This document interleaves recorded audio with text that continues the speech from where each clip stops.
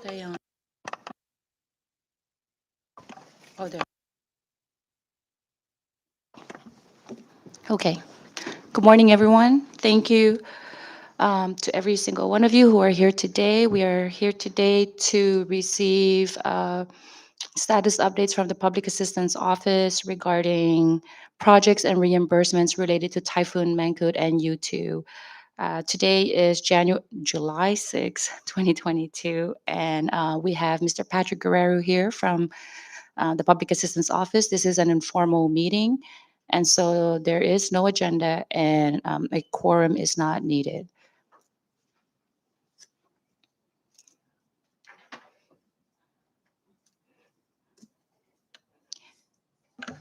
Good morning, Mr. Guerrero. Thank you for being here again, and please feel free to share with us any. Do you have any presentations for us, or just here to provide Uh, status verbally? yeah, verbally, and then I have data I could refer to if you guys have any questions.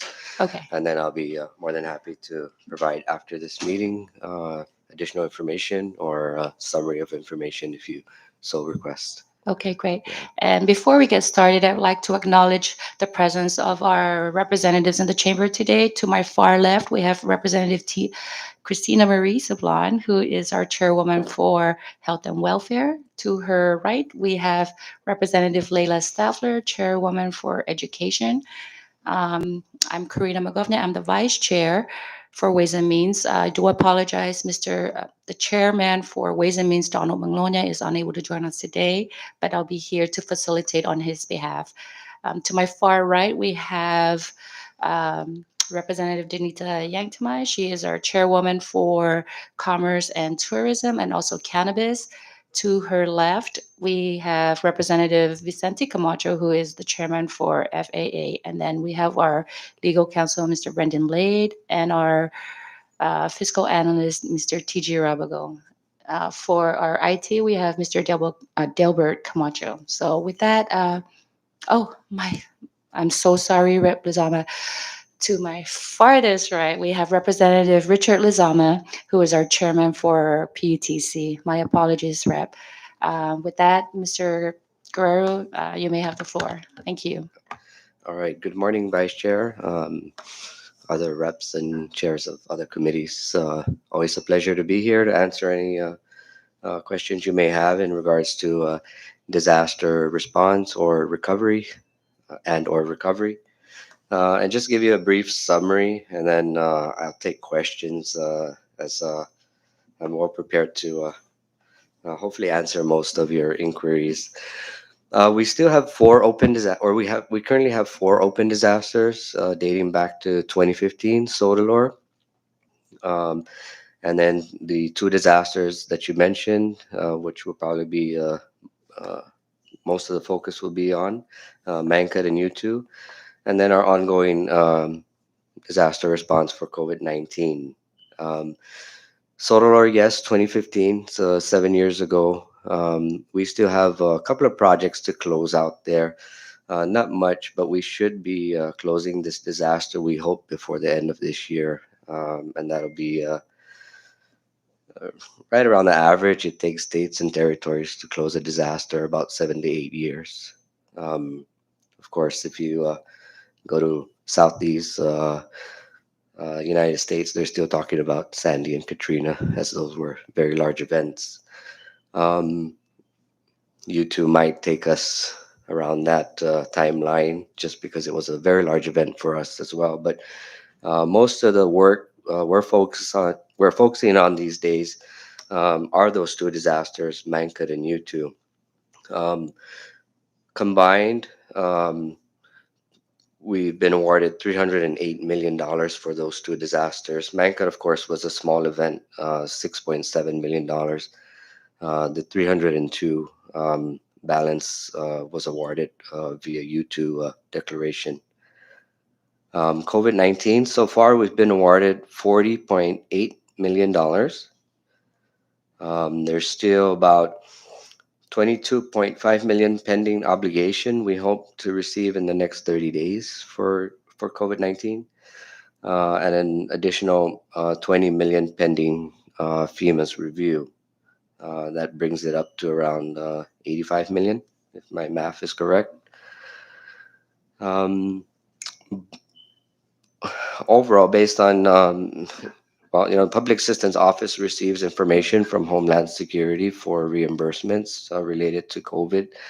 My Our tracking is that we're just below the 100 million mark in expenses for COVID. If you see other figures or other summary sheets that show more than that, what we do is we track actual costs versus contracts. So we still have a lot of accounting to do at the end of the day, the obligations of contracts that were never, I guess, um, there are times, as you know, and I've said before, you could sign a $20 million contract and only get billed half of that. So some accounting to do at the end of the day. Um, and a few other notes I'll add to those totals I just gave you. Um, CUC, of course, one of the larger recipients during any disaster, dating back to Sodalor. As we close out before the end of the year, we still look forward to receiving about $7.2 million that will go to CUC in the form of reimbursement. This is for um, actual costs that they've incurred in response to a Sodalor event. For U2, CUC alone, we're expecting about another $15 million to be awarded to them. This would cover what we call force account labor and equipment, the use of their own labor and equipment during the disaster recovery period. Um, we have not received yet from CUC, but last I checked was that they were getting ready to submit those reimbursement requests. For you two as well, Homeland Security is also due another $4 million in as we're doing the final reconciliations on their emergency work. And then, if I may add, a program also under my watch is the Hazard Mitigation Grant Program. And for all four disasters, we have about $77.5 million in projects. Some awarded, some are still being reviewed by FEMA. But at the end of the day, um, that'll be added to the, I guess, federally funded projects under disaster recovery. Um, Brief summary that's mostly deals mostly with numbers. And I'm sure now maybe you have some questions or more specific ones to specific agencies that'll help you during your budget or for any other purpose. I'll be happy to answer at this time. Thank you. Great. Thank you so much for that summary overview. I guess, were there any other agencies such as PSS who are still pending um, projects or reimbursements on their end? Yeah, if you want to, there's two ways to look at it. Most of the numbers I gave you are awards, meaning FEMA estimates based on what you need to recover from a damaged facility or from emergency work that you completed. If you want to dive in and look at any specific agency and what they've been awarded versus what they've drawn down, I guess we could do that. PSS. For any of these questions, it'll just take me a few seconds to drill down on my data sheet here. So if you give me a few seconds, let me pull out PSS.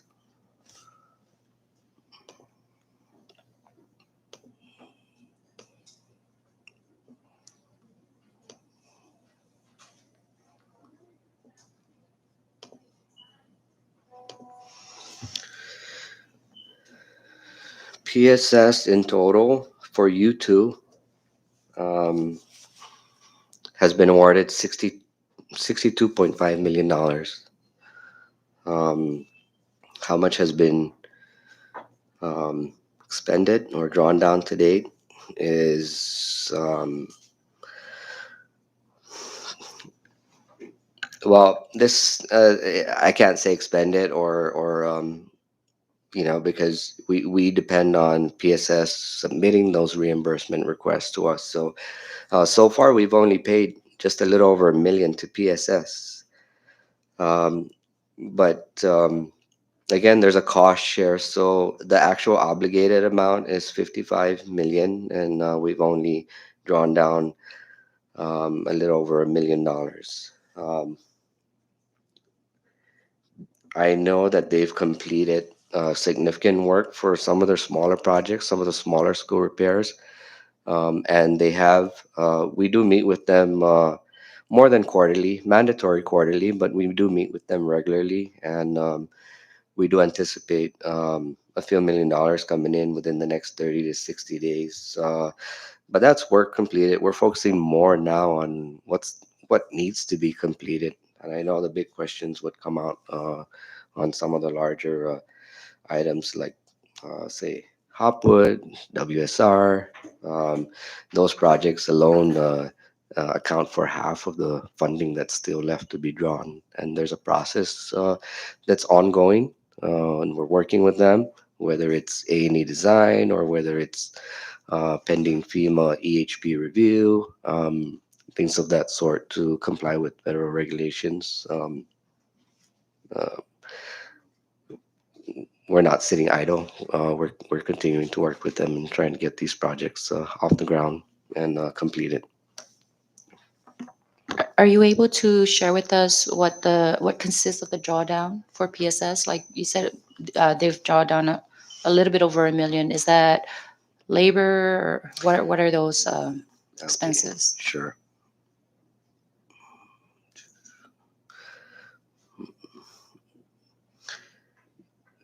They had debris removal projects and emergency protective measures during the response period, probably the first 6 months after U2. That accounts for about 750,000. The remaining balance is a few schools that have completed some repair work.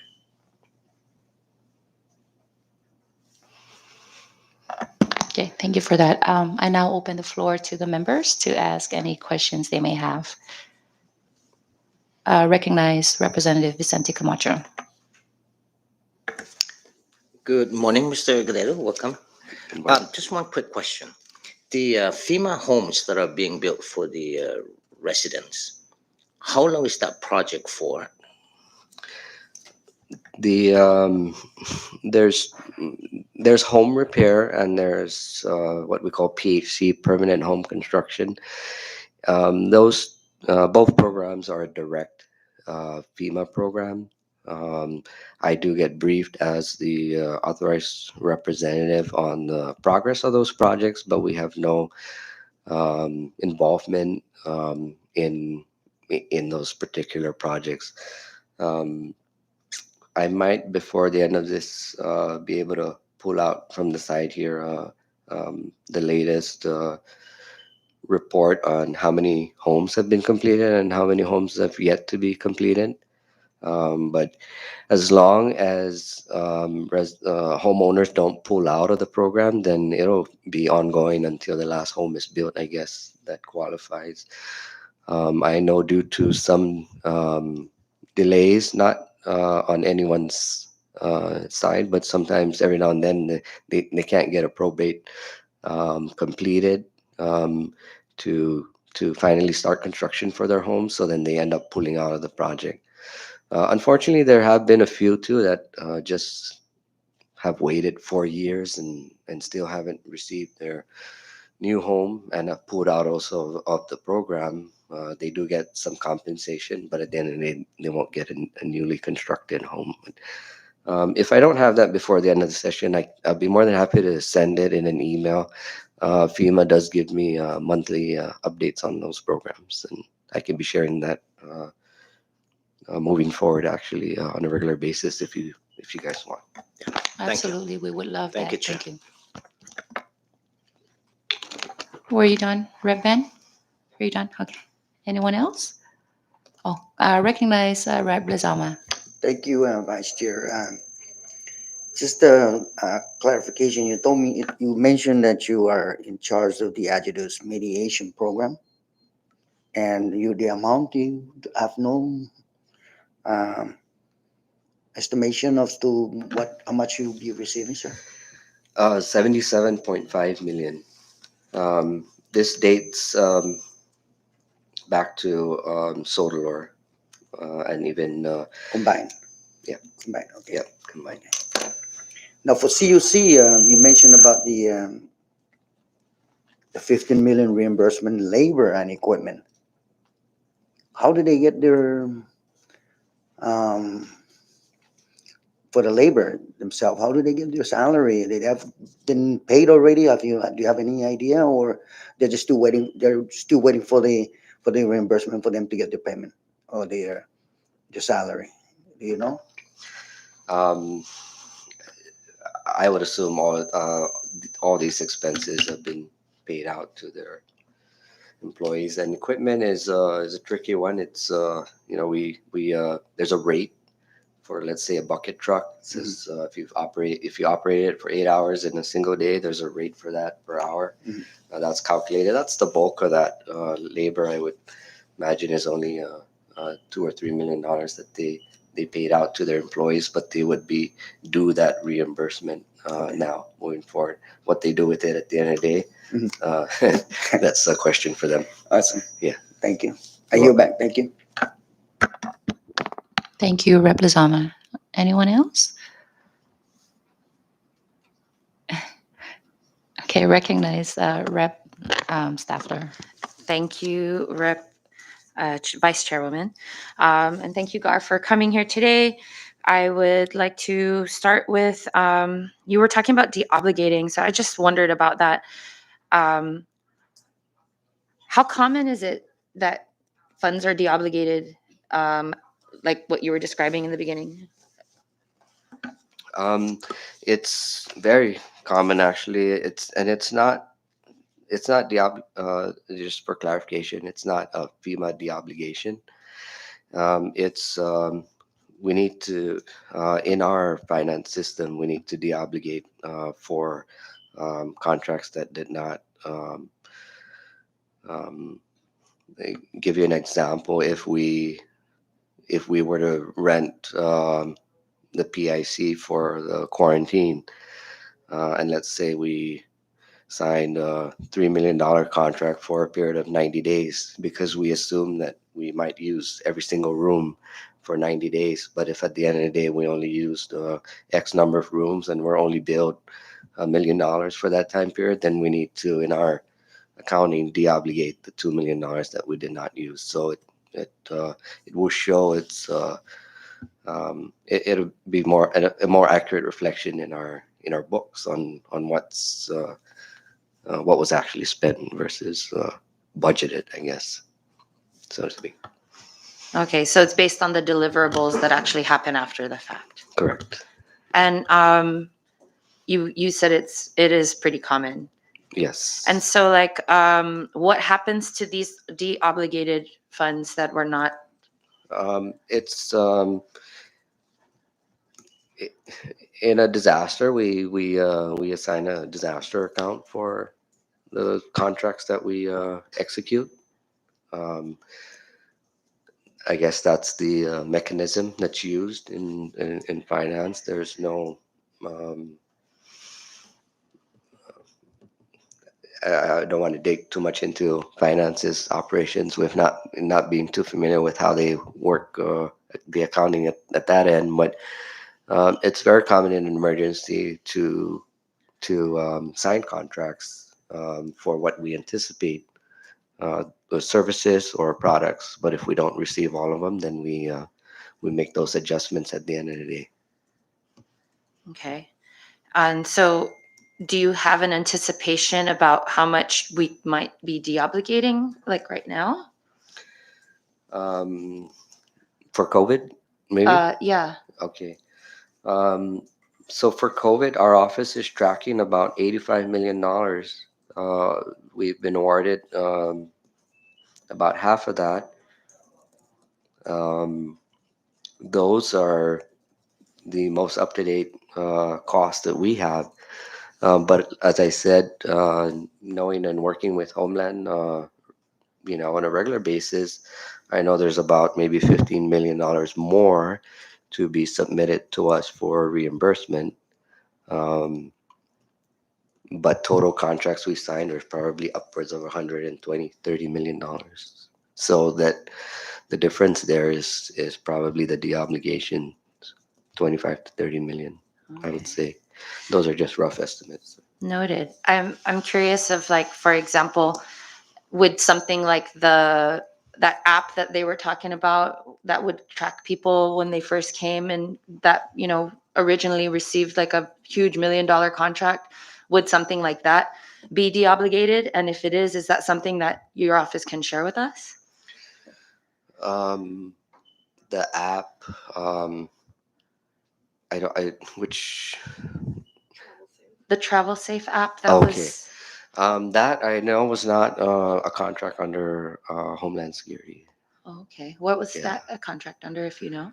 I don't, I don't know because I never saw that contract in particular. Yeah, that was a sort of a tool for contact tracing. I know which one you're referring to. I just know for a fact that it's not a Homeland Security contract.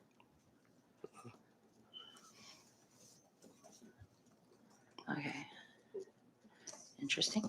Okay. Now I'd like to go back to PSS, if I may. Sure. Um, with respect to the plans, you mentioned that only 1 million out of 65 million has been uh, drawn down. Um, when I communicate with PSS, what they're sharing is that they're supposed to have A&E firms that were supposed to come through your office to be assigned. Is that correct? Correct. Every school that will require an A&E, I guess, service has been assigned to PSS. So in other words, well, I don't want to say there's two schools, two projects that have not been, and that's Francisco Middle School, one of the projects for 1.3 million. Um, and I forget the other one, but most every school that requires an A&E service has been assigned one, and work is being done by those A&E firms to assist them. So have the A&E firms been assigned? They have been assigned? Correct. Yes. Okay. I think that Yeah. might be where some of the disconnect is because um, from what I'm understanding that the A&E firms haven't gotten their notice to proceed. Who gives that notice? We signed. We have four A&E firms that we work with, and we assign those to certain subrecipients like PSS if they request for the service. And so, yes, I could provide a list of every school. After this meeting, I can send you a list of every school and who their assigned A&E firm is. Okay. And I guess if at least if those um, I guess start work triggers have been given to those firms too, that would be helpful. Yes. Okay. Um, okay. What's the status on the Category Z funds to hire a project manager for PSS? PSS has already been awarded 3,070,000. Um, how they want to use those funds, those are category Z for everybody else is management costs. When you're awarded a FEMA project, then you're awarded an additional project that is 5% of your total awards. So the 3 million is 5% of 62 million, and that's for you to manage your projects. Um, there are many ways to use that funding. Mostly it's administrative costs. Um, but you could hire personnel, um, you know, experts to help you in certain areas to get your projects moving. The request just has to come we usually approve the requests if they want to hire personnel. Most others are just submitted as they are incurred, whether office supplies to do the work or whatever it is. So So it is your office that would approve the hire, correct? we concur You that they're concur. spending it on an eligible cost. Yeah, Okay. right. I think that maybe PSS is waiting for some concurrence from that request, and also the uh, what do you call it? A&E firms also. It sounds like there might be a communication disconnect. Yeah, if you're in conversations with PSS, I think I know what you're referring to. We do have we did sign contracts with four A&E firms. However, uh, it's pending additional funds to be added to their contracts because they've a couple of them have already used up most of their contract value, I guess, lack of a better term. Um, let's say if Company A was given a $2 million contract and they've been doing already a lot of work, they need additional funds on it. So I'm waiting on AG AG's office to guide me if I can simply add more funding to that account, to that contract. As uh, and we did a request for qualifications and RFQ process, which is a little different than bidding out contracts for lowest value. So just some administrative work that we need to do. I hope in the next week or two, where if there's any delays that they can't proceed with any designs because of that reason, I look to um, you know um, I hope that. addressing that issue and getting it going. Thank you. I mean, considering like you shared, it's only having 1 million drawn down out of the 65, and we know that the windows are, closing.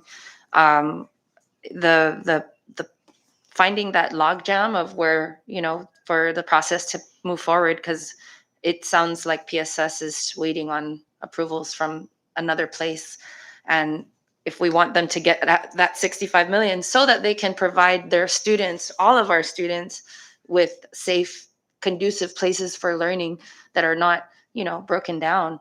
The sooner we move, the sooner our kids can go back to school in good locations. So I urge and request, please, if you can expedite those things. One last question for me, Vice Chair. Thank you for giving me so much time. Um, with respect to back to the pandemic, do we have many vendors waiting for payment? Um, I wouldn't say many, but there's a few. Um, if you recall, our surge happened late October, so it was probably November, December, and into March, 4 or 5 months. A lot of running around, and we're catching up on some of the services that we received during that time period in closing out that. But I can't imagine we owe anyone for any periods prior to that time. Um, the reason of some of the delays going on right now is um, there were a few contracts that we had to go through the and I'm just being open here so we don't have to circle around this, contracts that had to go through a ratification process because services were completed before some of the admin work caught up on the tail end. And usually, just that's how emergency works, where we engage in the service as long as everyone, um, uh, whether it's the chairman of the task force or Homeland Security that requires a certain service or product, we engage, and then we're usually like a day or two behind on some administrative work. But when we got into a surge like that, it did pile up a bit, and so we're trying to take care of all of those right now. Is there anything a vendor needs to do in order to, find out if there's a reason why their payment's not gone through yet? We're in communication. Like I said, there's not many. There's just a few, but we're in constant communication with them. Okay. If you know any that I has do. not been paid and needs um, my attention, I'd be more than happy to follow up with Homeland. It's Homeland's responsibility, but every now and then I do step in to help. Thank you for Yeah. that. Yes, there's a few that have been trying to reach out and have not been able to get through. And so I will reach out to you after. Okay. Thank Sure. you. Thank you, Vice Chair, and thank you, colleagues. Thank you, Rep. Leila. Before I move on to the next rep, can I just request that we get a copy of all the pending contracts and expenditures that are still outstanding? If you don't mind, please. Thank you. I now recognize Rep. Tina Sablan. Thank you, Madam Vice, for making the request. And if I could also just add to that, that we also get not just the pending contracts, but also just contracts awarded to date. Thank you. So I wanted to start just kind of following on the line of questioning with PSS. Good morning, Mr. Guerrero. Good First morning. of all, thank you for being here. I am, just to be totally frank, really troubled at how long the PSS projects in particular have been taking. 1 million to date out of a total of 62.5 million awarded is really not that much. And especially when it sounds like most of that 1 million was actually spent in the first 6 months to a year after Typhoon U2, which was now going on almost 4 years ago. And I'm really perplexed, why it's taken this long. When we had our briefing with PSS and we asked similar questions about the status of these projects, it really sounded like almost all of their FEMA projects were still in the very early stages, pre-design, draft A&E design, conceptual design, and um, I would really like to better understand why these projects have barely moved forward, and if and what can be done to, I guess, unstick this logjam that we're seeing. And what is the risk, if you know, of FEMA taking over the management of awards to PSS if there really has been so little movement on these projects? Sure. Let me. It's always a story behind all the numbers. I'm going to on my data sheet here. I'm going to. Um, well, I've been told I visited the regional office a couple of times, and I've been told that no one's going to take. They're not going to really.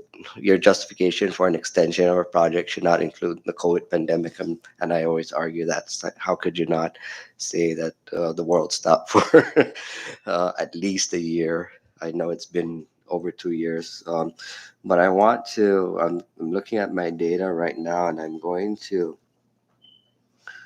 Um, the pandemic started in January of 2020, right? Um,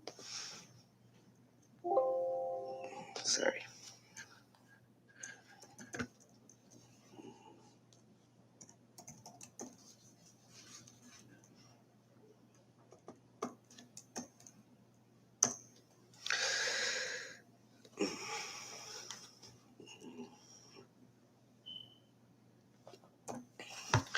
Um, we didn't get, for example, in the first before the start of the pandemic, PSS was only awarded about. I'm just trying to add this in my total because it's adding up all the sales when I try and do a total here. Less than 10 million was awarded to PSS pre-pandemic. Most of this was awarded starting in January of 2020. In fact, Hopwood wasn't even awarded until November of 2020, not even 2 years ago. As well, and to add up to that total of $62 million, 50 plus million was only awarded in the last 18 months. So very tough for a school system that doesn't have funds to repair their schools or rebuild their schools. They're very dependent on receiving the FEMA award. So since then, for the last 18 months, we've been doing some A&E designs. Some have, for some projects, they've opted, maybe they don't want to go back to what it was pre-disaster and they want to use the funds for something else. So they're reserving it for, let's say, contents for Hopwood or things like that. And then Hopwood only having the funding in the last um, 2 years is that we've been, you know, looking at, do we relocate or rebuild down there? And we've done some due diligence, a few studies. At the end of the day, the decision is PSS decision, and they've made that in just recently that they want to remain down there. So now we can move forward with that project as well. Um, so yes, 4 years have gone by since the disaster, but really less than half of that has been, uh, trying to get the ball rolling. Hopefully now that the ball is rolling for a lot of these projects, we gain some speed and start, progressing at a faster pace. Um, I personally, I go to work every morning and I don't even think of COVID. I try and put that in my rear view mirror, and though now and then it's at the on the front burner. But I'm really, along with my staff, we're really pushing to get these YouTube projects. So Hopwood is a two-phase for us, and we're tackling it that way. We want to build them a temporary school, um, additional 20 classrooms, because we know that the rebuild is going to take 2 to 3 years based on A&E firms' estimates for design and construction. And we don't want them in this multi-track system for the next 2 to 3 years. We definitely don't want them in the tents. We've taken them out of there, or Hopwood has decided to. But the multi-track system um, is not the best learning schedule for them.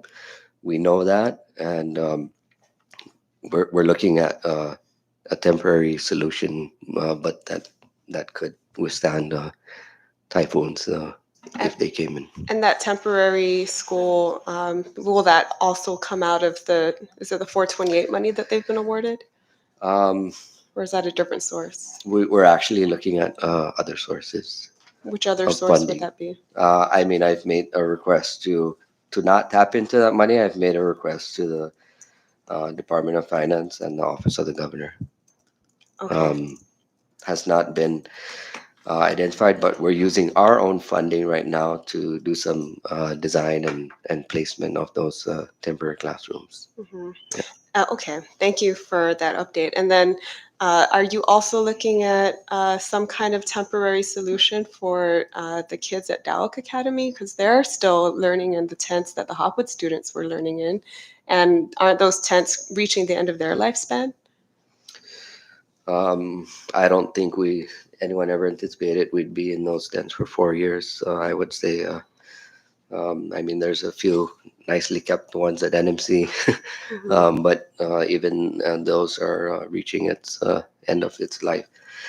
DAOC, what it had pre-disaster was, we know that it was totally destroyed. What it had uh, pre-disaster was estimated by FEMA at $1.7 million to replace that entire building. That funding is available right now for the rebuild of that school, and I believe the A&E firm is close to 90% on a design for that. I'll have to follow up and get back to you on that one. Okay, but the estimated rebuild time is similar for Dalek, 2 to 3 years? No, that would it shouldn't take that long, but it all depends on where exactly the building's going to situate itself and if there's delays because of environmental or historic review. But Hmm. we'll try and get um, that done sooner than, yeah. It's a smaller building and a Yeah, smaller right. need. Yeah. Okay, thank you. And going back to the feasibility study for Hopwood, who actually conducted that study? That was under your office, right? Yes, we paid for it under our office. I know this body set aside some money, but we paid for it under our office. So Hmm. we hired Hofschneider engineering firm.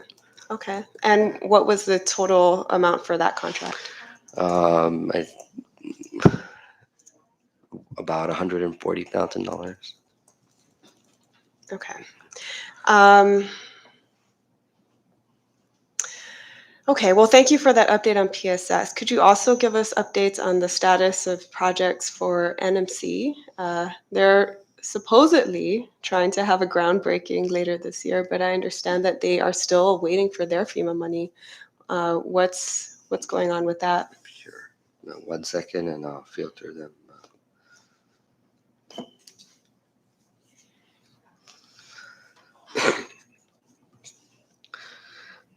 Total awarded to NMC was $38 million, just for background. Um, that's at 100% obligated, $34.3 million. NMC, as we all know, has a master plan for what they want to do up there at the Astrolite property. Um, with the Public Assistance Office, just for you two, they have, there's one Tinian project, but they have four projects. One of them is contents, and the others are for various buildings that got damaged or completely destroyed. Now, the process with how, um, well, NMC has decided that they're not going to rebuild any of their buildings back to what it was before. So they have to go through a process with FEMA to request for an alternate use of the funds, of which we've already started that process with them. I know it's going to require a little bit more detail. NMC has broken down what they want to use the $30+ million into various buildings. Um, one of them, the one you're referring to, that's due to break ground this summer or end of this summer, is the Hmm. student center building, which is mostly funded, I think, by DOE, Department of Education, but they want to use some of the FEMA funds on that building, or at least on the some of the civil work related to that structure. Um, this is still pending FEMA's review on the approval to use those funds. How long is it going to take? Oh, one never knows when when you submit it to a federal agency, but we are constantly following up. I have a meeting tomorrow with um, NMC to provide them updates, and if we're not able to use that, I mean, we'll look at all the options, put it on the table. We want them to use as much of the FEMA funding as they can at the earliest. But it's a juggle with they have four funding sources: Hmm. CDBG, DOE, EDA, and FEMA. Four different federal agencies trying to, um, uh, you know, I guess, uh, put together into one pot. There's a lot of things we have to be careful with, and whether it's commingling or following federal regulations, but. I do know that they're trying to start, and I know that they are dependent on one of the projects to fund part of the student center, Hmm. and we're going to try our best to help them do that. The difficulty, it's not as simple as take some of this money from this project and use it. You have to first tell FEMA what you're going to do with all the funding in that project. And Mhm. so my meeting tomorrow is to try and drill down more with what they want to do with the balance so that FEMA can have um, all the information they need to approve the use of that funds. Your meeting tomorrow is with NMC. Yes. Okay. Yeah. Yeah, because I think they're in a really difficult predicament, right? Like they can't even build or bid out these projects without the money. Yeah. And they're a little more advanced than PSS. They have their plans, they have their designs, they know exactly what they want to do, but they don't have the money yet. Yeah. Well, I know it's tough because although it may seem that way, even myself, I'm like, okay, great. We are ahead of most everyone else. They're ahead of PSS for sure in what they want to use the funds for. But some of these federal agencies require more detailed plans. So they're stuck between a sometimes between a rock and a hard place because they need the funding also to pay for A&E. Hmm. They might have to front that and then get reimbursed later. But FEMA and other agencies require detailed A&E too. Um, so the master plan is great, gives them a roadmap, but we have to start doing some of the hard work now and more detailed work. Hmm. Um, that's going to be FEMA's requirement, and we can't change that. But I'll see how best we can help them, and Okay. hopefully tomorrow's meeting is Um, fruitful. and I just have a couple more questions, Madam Vice Chair. Could you also give us an update on CPA and particularly with the commuter terminals, which seem like they haven't made much progress at all since the typhoon?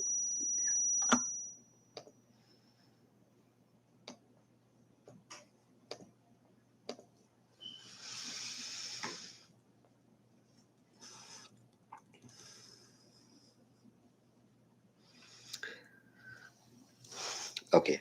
Um, No, first of all, good morning also to Rep Yumo who just walked in. Hello. Um, CPA is it's a little different with them. They carry insurance. Um, Although they've been awarded.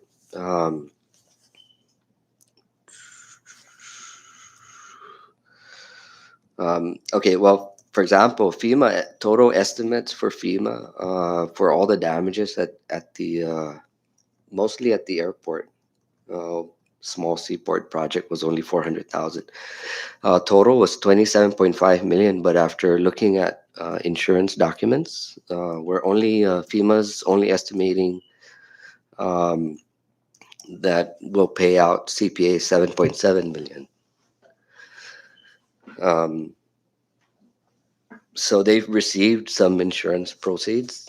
I think the commuter terminal is also one of them that received insurance proceeds, so they should be able to do that project on their own.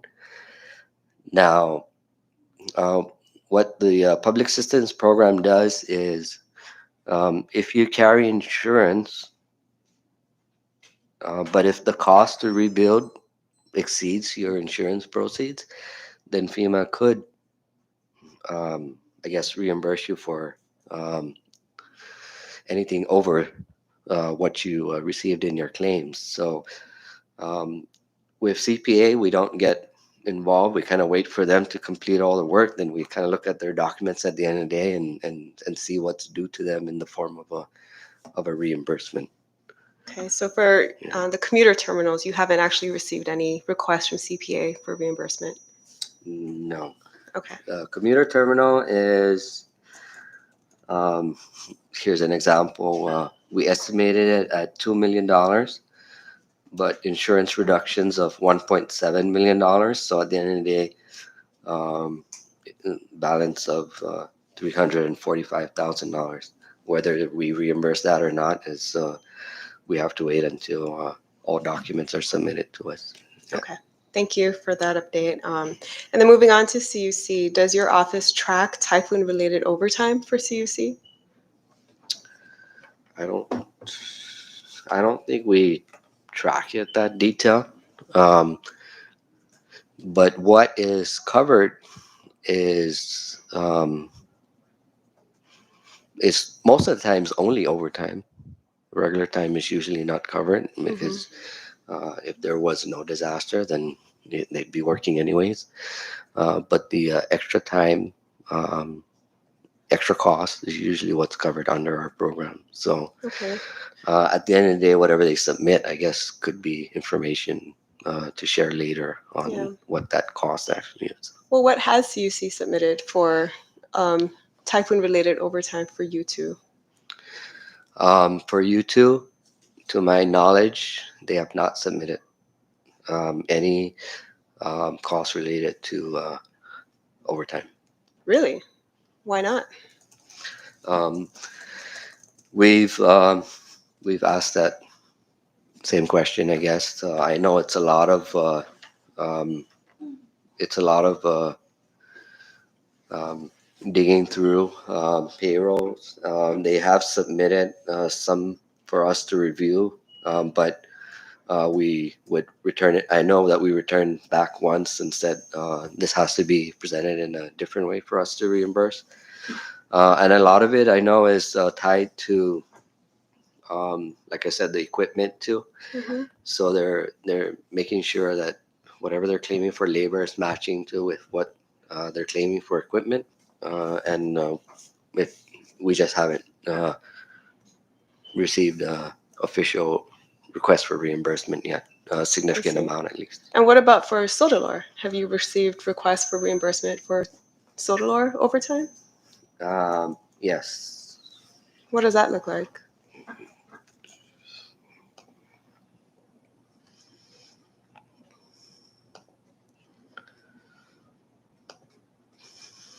I don't think I can, without having you wait too long, get a detailed on that, but I could provide that to you Okay. after I this think meeting. with the records that the Vice Chair earlier requested, that Sure. could be part of it. Thank you. So the numbers that you were citing earlier, that CUC is still awaiting 7.2 million for reimbursements. I think that was for Sodelor, and then another 15 million for you two. Um, was that just for equipment during disaster recovery? If you haven't received or Mm, approved reimbursements for overtime for labor? no, okay, so for Sodalor 7.2, Mm-hmm. I'm just trying to think of this off the top of my head, so don't quote me on exact figures, but I know that that would be for um, combined contracts, labor, equipment. I would say the bulk of it is actually contracts. Okay. Um, I think the maybe vice chair recalls from her time at CC, but there was at the tail end, let's say a contract for $3 million, I think, for primary source to complete the remaining 80 some poles, concrete poles to be placed in the ground, and I think that was about roughly $3 million. CC had paid that on their own, and now in trying to close the books, we'll get that reimbursed back to them. Okay. Yeah. For you two, um, these are just our estimates because we don't know. We haven't seen what CC is to submit to us. But it's not. I'll retract. It's 15 million. Would be way over? That would be too much for just overtime and equipment. Mm-hmm. We're probably adding here some contracts that have yet to be submitted for reimbursement. Well, it sounds like the 15 million wouldn't include overtime, right? Because you haven't seen that either, Yeah, right? yeah. So it would just be contracts and maybe equipment. Okay. We actually, I just to be forthcoming, this could actually go up to maybe even. In my estimate was $35 million because if we get additional work approved for CUC, I've submitted to FEMA request for more poles to be replaced, just damaged by the disaster, but never accounted for until a later date. Kind of Mm. like you, as you go around and you just notice that a pole's split and say, okay, well, uh, this looks like a disaster related Mm-hmm. damage. So we're the window has not closed yet for work like that to be completed. So we're hopeful there's even more funding for CUC. Okay, thank you. And then my last couple of questions. Are we still operating under a state of emergency for COVID? COVID-19, yes. We are. Um, um, emergency, there's still, the Stafford Act is still extended. The National Public Health Emergency is still extended as well. And so long as we have any activities, um, we're going to require and want FEMA reimbursement, then we're going to require an extension of that Okay. state.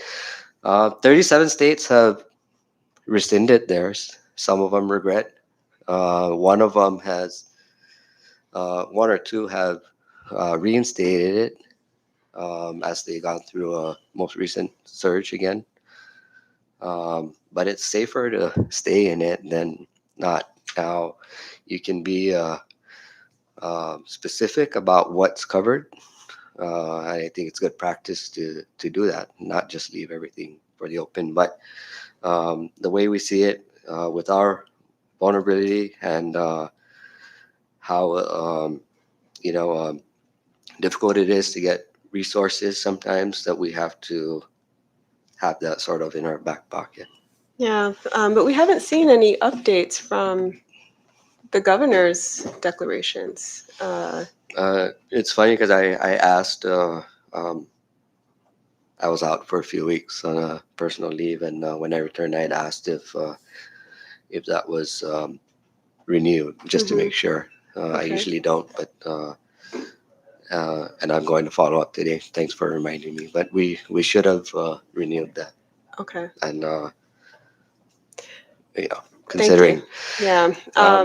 we're going through a little surge again here.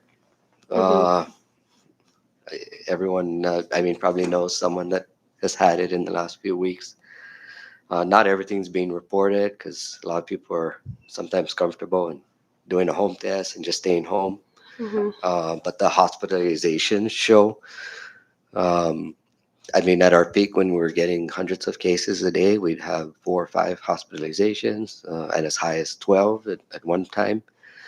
Um, I don't know if we have 2 or 3 right now, but I'm being asked by CHCC if they're sort of trying to set a trigger point. If we get 4 or 5, we might need an alternate care site to be reinstated again because they're unable to accommodate at the hospital. So and that's why I think, in my opinion, keeping that emergency declaration for that purpose, and so that we can avail FEMA reimbursements because that's a requirement to be in that state. Then we're going to make those decisions as the need comes. Okay. Thank you. And we would be in a position to remobilize the alternate care site if need. We still have all the medical equipment. It would just require that's always our biggest challenge on getting the providers and nurses. Mhm. Um, but there's a movement of telehealth these days. Everyone around the country is supporting each other in that sense. But we're still going to need some more bodies. That'll be our biggest challenge, I believe. As far as the facility and the equipment, we're still able to turn it back on again, so to speak. Okay, thank you. And my last question, we recently became aware of the Inspector General initiating a review of how the CNMI has been spending CARES Act money for COVID response. Is the IG doing a similar review for any FEMA funds awarded to the CNMI? Not to my knowledge, no. Okay, thank you. I yield, Madam Chair. Thank you, Rep. And I'd also like to recognize the presence of our floor leader, Ralph Yumo. So welcome. Thank you for joining us. Anyone else has any questions?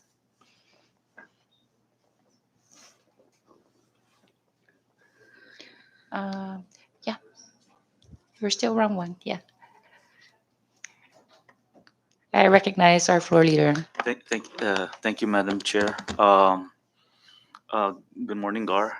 Just so that I can close my books with regards to FEMA reimbursement requests. You were here approximately July 2020 and submitted a report to my office, and your office is obviously requesting approximately $48 million at the time to FEMA, and out of that $48 million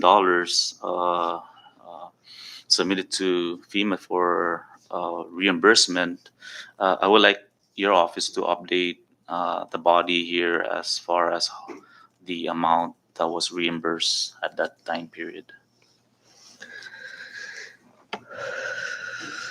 For I don't think I can drill down for that time period, but earlier I shared that to date 40.8, not 48, 40.8 has been awarded to the CNMI. Um, Another 22.5 million is pending um, obligation or final review, and another 19.4 is has been submitted to FEMA for initial review. Um,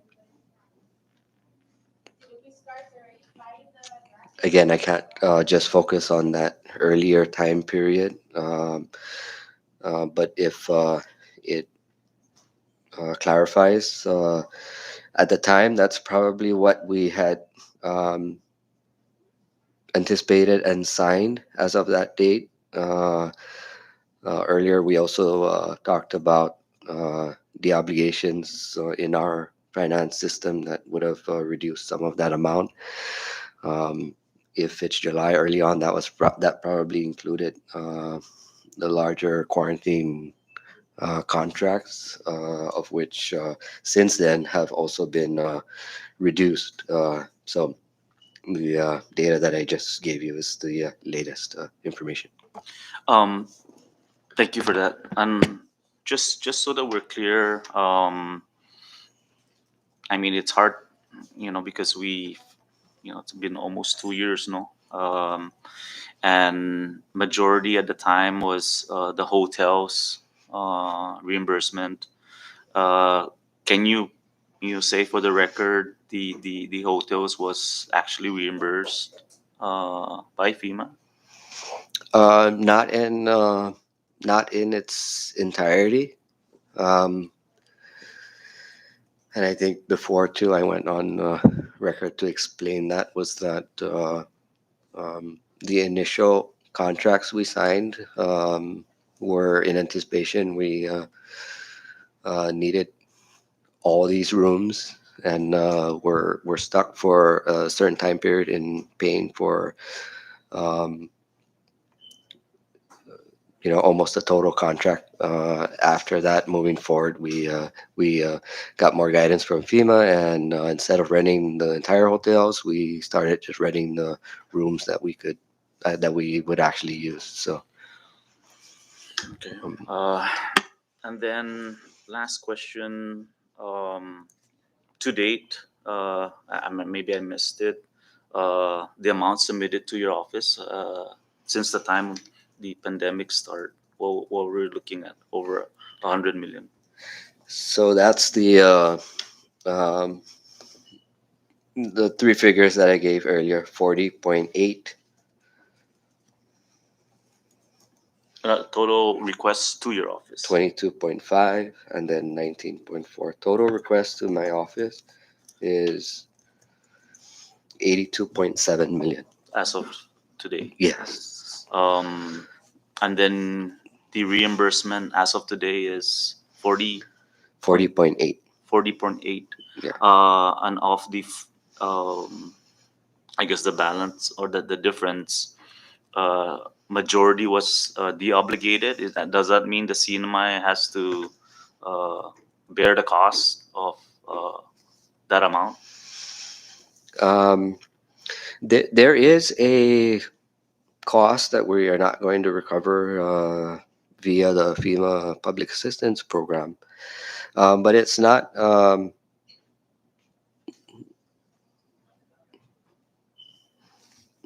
I can't just, I'm not just gonna pick it out. It's not here in these numbers. Okay.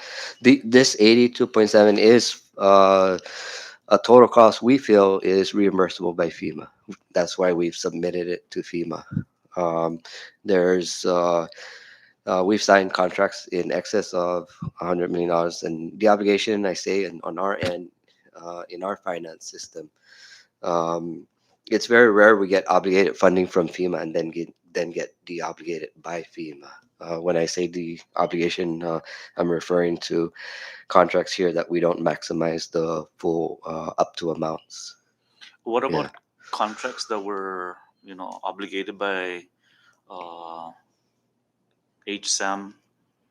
Do you, I guess, cross-reference it and uh, Yes. contest some of it, justify, I guess, because we're hearing reports now that there's different signatories at HSEM, where it's not, one person is signing you know this contract, and another person is uh, contesting it or doing another.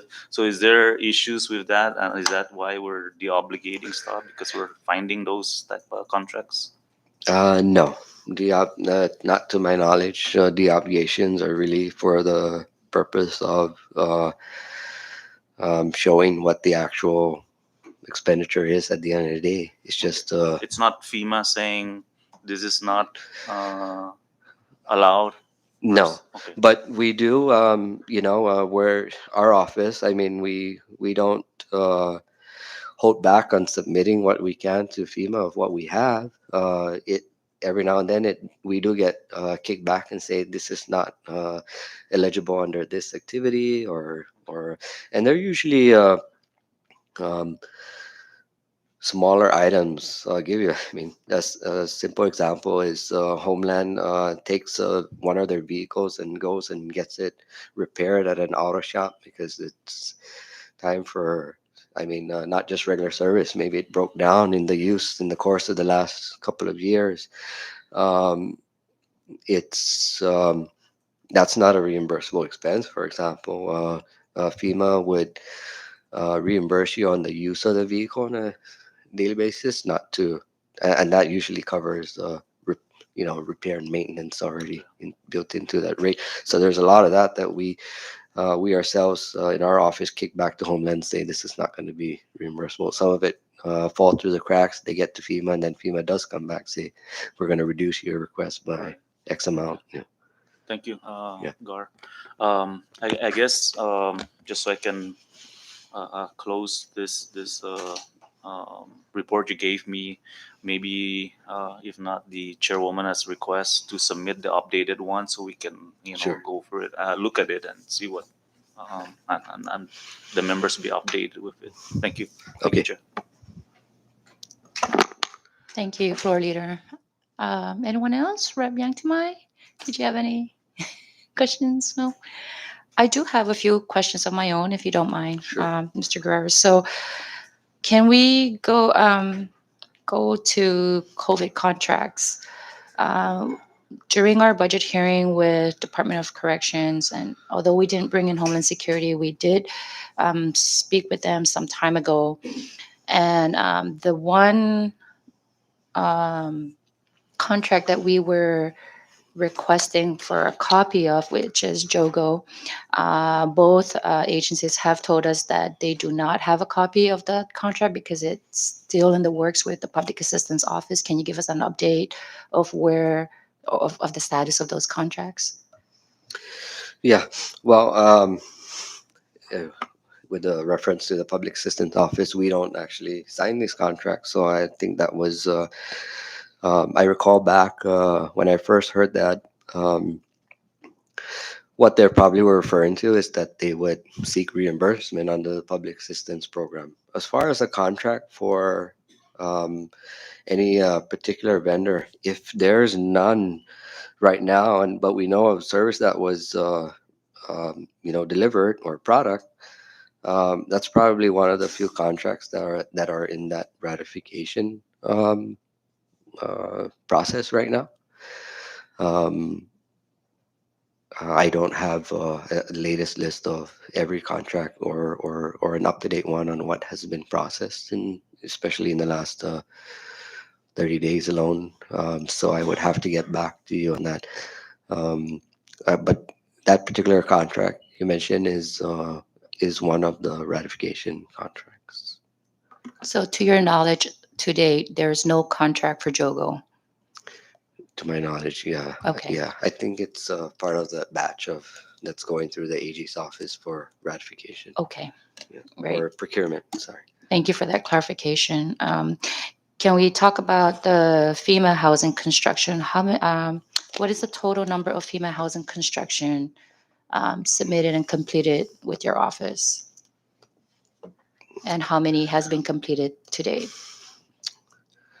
Yeah, I don't have access to my email to pull out the latest report, but as I mentioned earlier, it's not a public assistance program, um, nor hazard mitigation. It's under the permanent housing construction that is a direct FEMA program.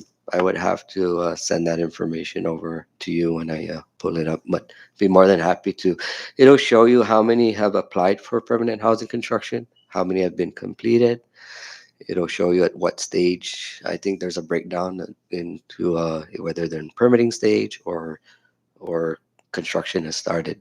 So Great. That yeah. that would really help us. Thank you. Do you happen to know what the duration time is on how long those projects take per house to build? Um, everyone's there's no standard timeline. Yeah. Um, but once permitting and construction has started, um, um, I, they're usually around that 4 to 6 month period that they get completed. Yeah. Okay. Can we talk about the FEMA community disaster loan? Um, I don't recall the total amount that was issued out. Can you refresh our memories? Don't mind. And I don't have the exact amount. That was um, one that was signed under the previous SCAR, but I think it's around $80 million, give or take. Okay. That for any information on that or accounting, I would assume the Department of Finance has a breakdown of that Okay. loan. Uh, what I do know is that it will be forgiven. So that's good news for the CNMI because we won't have to pay back that loan. Sure. Do you know if any portion of that amount was used to self-reimburse the CNMI? And if so, how much? Not again, no, not privy to that information or never received. But thank you. So something I should uh, request Okay. for my education. Okay. Moving on to vendor payments. So you have mentioned that there are still probably like a handful of vendors that have not been paid yet, right? And during our budget hearing with the Secretary of Finance, we did ask the same question, and he said that to his knowledge, there are no pending vendor payments. So Well, I guess as a separate agency, he probably didn't have a visual on what Homeland is processing in the payment in on his end in his system. He could probably pull out and say there's nobody due money right now because nothing's in process. But as we're processing when these contracts or ratifications, we know that we still owe a little bit of money to a few vendors. is there communication taking place within each agency to ensure that that he like so that he knows what's coming down the pipeline? Yes, Okay. yes. Yeah. Okay. Um, so you did mention that there are a few vendor pending payments. How many are there, and do you have an estimated amount of how much is still outstanding? Um, Not that I could provide that Okay, after this meeting. that would be Yeah. great. You also talked about costs that were not reimbursable by FEMA. Do you have an amount to that, and what are they for? Not a not that I not an accurate amount that I would be comfortable sharing, but I could also Okay, so provide you'll that. get us that Yeah. information. Okay. And I last but not least, at least on my list of questions, is pertaining to CUC.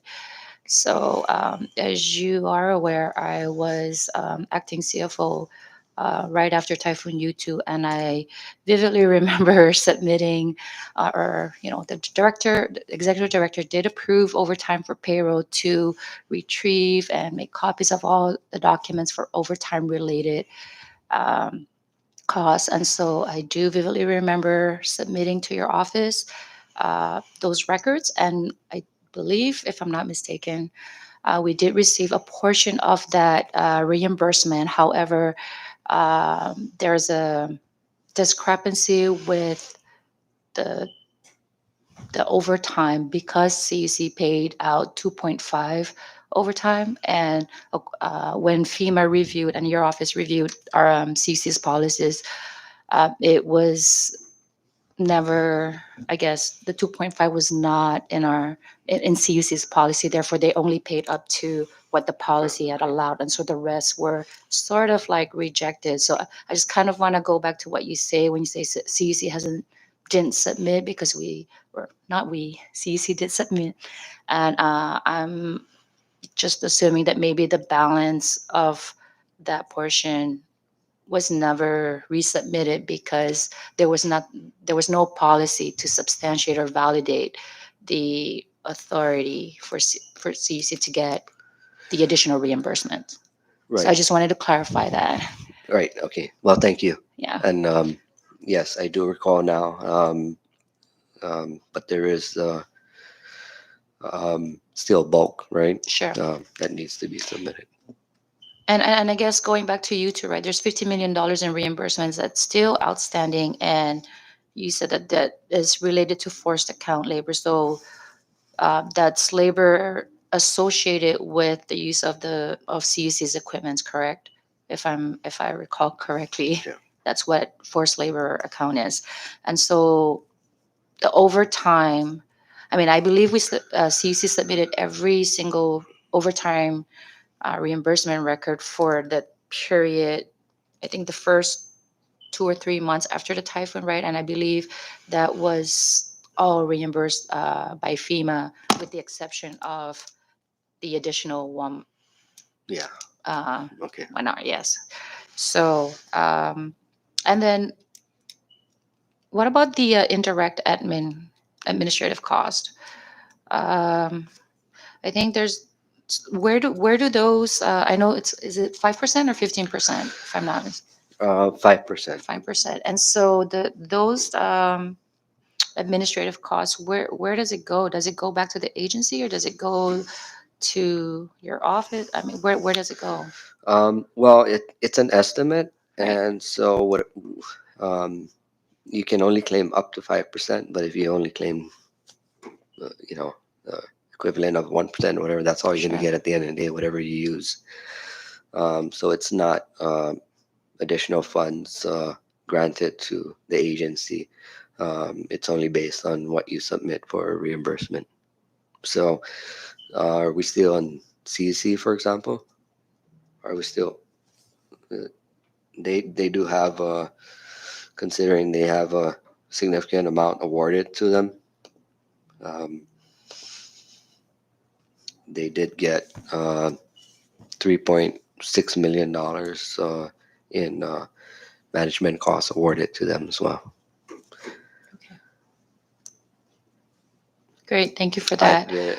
they could use they could even lease vehicles. Um, this program uh, doesn't really allow for asset acquisition, but they could lease vehicles as long as they're project related to the work that they're trying Mhm. to complete. They could pay for personnel. They could pay for other office expenses Okay. and such. I was just curious, the breakdown that you gave for U2 and Mangut, for U2, does that include Tinian and Rhoda as well, or just is that just Saipan? U2 is Saipan and Tinian. I don't think Rhoda got anything for the U2 Right. event, and then Mankut is just The for Rhoda. 6.7. Yeah. Okay. And the 6.7 is for like repairs and maintenance or repairs? Um, a chunk of it, I think about 2 million is went to CPA, but again, due to insurance, don't know that they'll get that much at the end of the day. Um, there's three projects we're tracking for Rhoda, the parks, which the bidding just closed last week for the parks and the mayor's office. So between those two projects, about $800,000 will be spent to rebuild. And then the last project, which is for the lands and natural resources, over $1 million was awarded to that one Rhoda department or agency in particular for a new building. Okay. Yeah. Okay. Well, thank you for those clarifications. Anyone? Oh, I'm sorry. Rep Lazama. Right. Thank you, Chairwoman, again, and Mr. Gar, Mr. Guerrero. Just an extension of her question.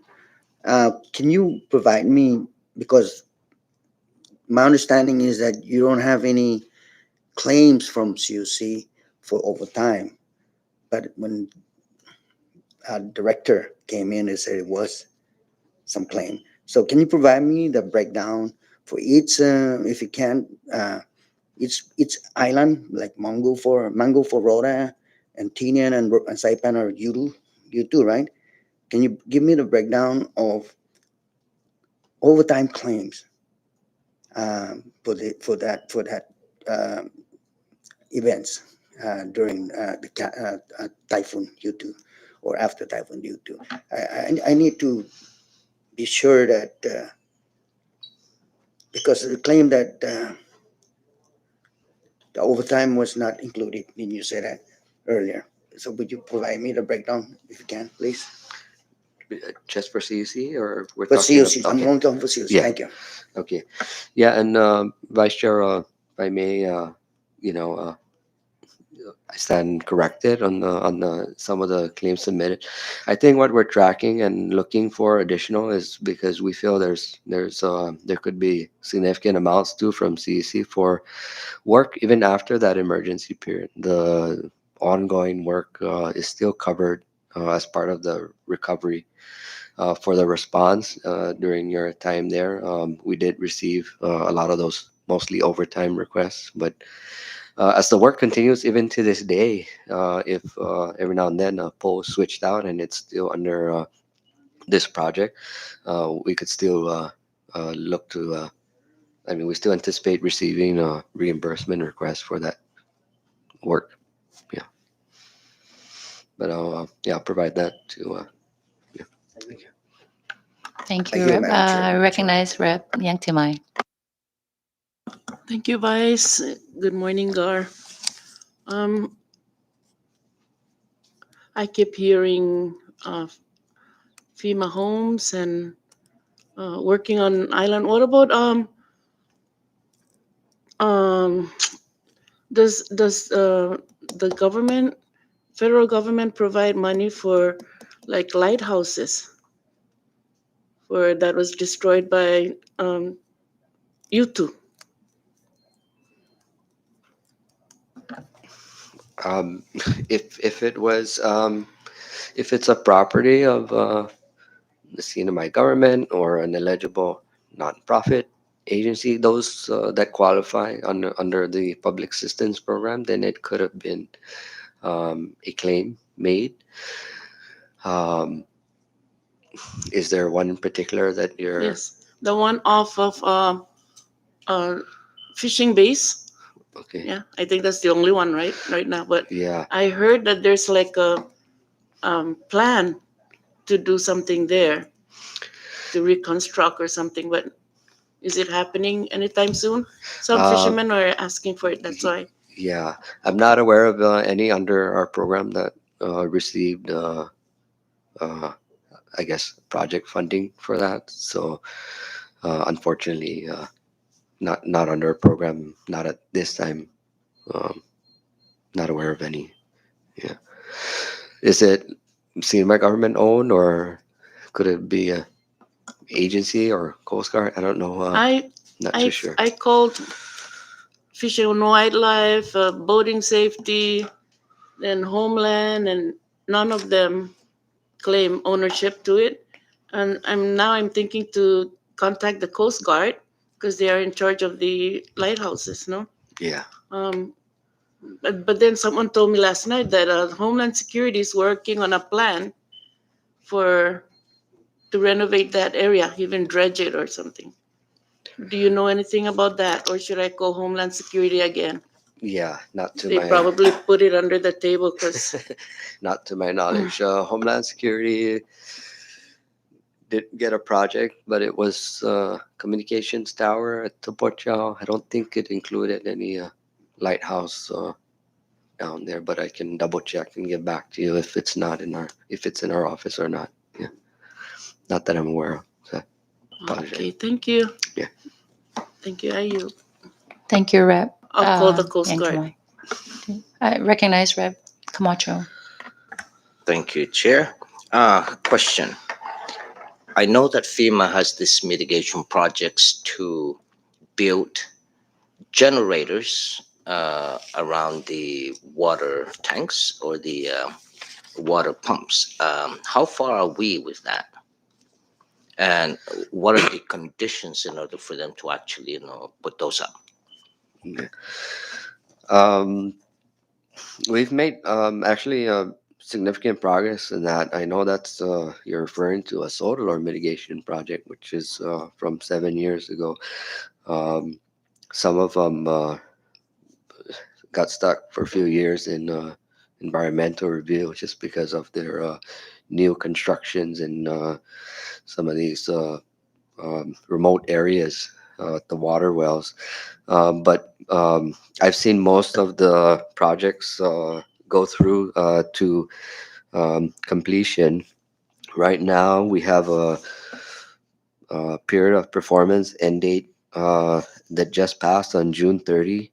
We did ask for a um, 6 month extension. What that tells me then is that we anticipate to complete these um, water system mitigation projects in the next 6 months. It's many of them have been installed, but there's a few more uh, in key locations that need to be completed. Okay, one of the conditions is, or conditions are, if there are any land disputes, that none of that should be ongoing until land disputes are resolved. Are there any land disputes that you know? No, no, not to my knowledge on any of those particular or that particular project. Thank you. Thank you, Chair. Thank you, Rep. Anyone else? Just a quick question, Gar. You had mentioned something about a ratification process with the AG's office with regards to some of the contracts. Can you elaborate a little bit on that? As I mentioned during the busiest time of our response, it did take some time and it piled up to complete contracts.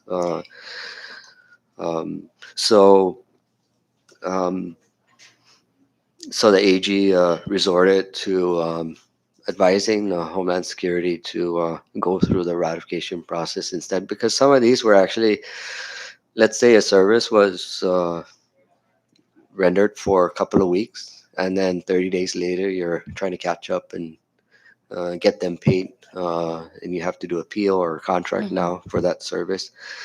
Because the service is already stopped by procurement regulations, I guess that requires ratification instead of trying to do a normal emergency service contract. So, in keeping with the regulations, quite a few of them have already been have gone through that process, and we've taken care of that. But we still have a few more to do. Got it. So basically, as you just explained, for some of those vendors who have provided services but are, uh, it took a while for them to submit their invoices for payment, are now going through that Yeah, ratification because they are no longer in that emergency period per se. correct. Got And it. we're only doing ratifications for vendors and contracts that we don't anticipate going back to using again. And like I said, because work has already been completed. Sure. Yeah. Could we please request to get a list of those vendors who are on that list? Sure. Okay, great. Thank you. Anyone else? Oh, recognize Rep Camacho. Mr. Guerrero, I would like to see a list of that no um, generator shed projects. If you have that, you can forward it to the vice chair, and I'll get it from there. Okay. Thank sure. you. I hope Recognize. sorry. Go ahead. I hope I'm capturing all these requests and notes. But if there's someone that can go back and jot down and send me an email so I don't miss any, I would appreciate that. Absolutely. I will Send do a me recap of minutes. our meeting today, and we'll make a list of all the reports that the members are requesting. Thank you. I recognize Rep Yaktavine. Sorry, yes. I want to go back to that lighthouse. Please find out if it qualifies for that U2, because according to the fishermen, it was destroyed during that time, no? And they really need that to guide them when they're coming in at night. All right, thank you. You're welcome. Anyone else? Okay. Okay. If there are no other questions, Mr. Guerrero, thank you so much for coming in, making the time to answer many of our questions, and I will compile the list of the reports that the members are requesting, and we'll send it off to your office. All right. Sidus Masi for coming in. Thank Yes, you. thank you. Have a good day.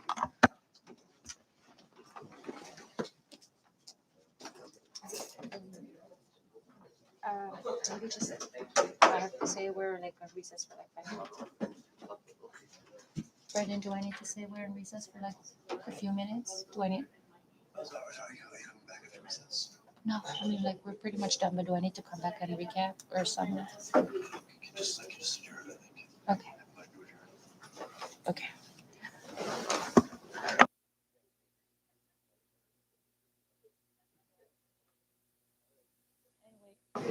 I just want to let the members know we are now done with this meeting and we are ready to adjourn. Thank you. Just want to see